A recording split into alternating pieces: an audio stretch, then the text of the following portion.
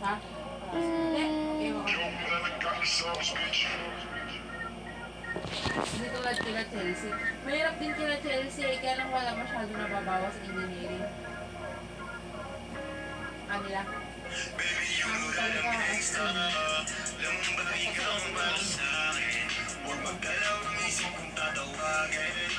Nasigawan ako po.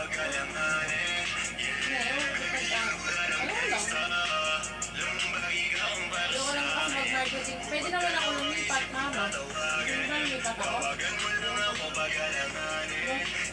Ayoko naman mag-marketing management. Pero huwag naman yun. Ayoko na.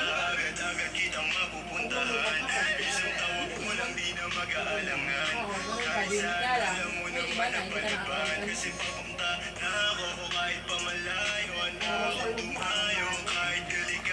Look, ito nga nilipat ako, di naman ako bumabagsak mama. Ang mababa sa lahat. Ha? Bumabagsak ako. Kaya nga.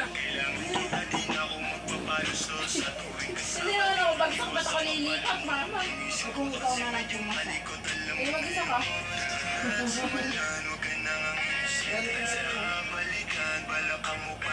Yung minsan nga, gagraduate lang sa accountancy. 8, 4. Ganun lang siya.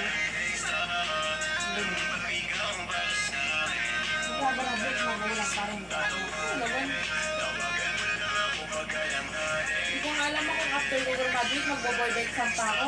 Parang nahihirapan na nga ako ngayon, magbo-board exam ka pa. Parang ayoko muna mag-board exam. Magkano ka muna? Ang trabaho na ako, Trabaho mo. ayoko na. Kung gusto mo mag-board exam, natuwang ka. Mag-ipon mo na. Saka ano?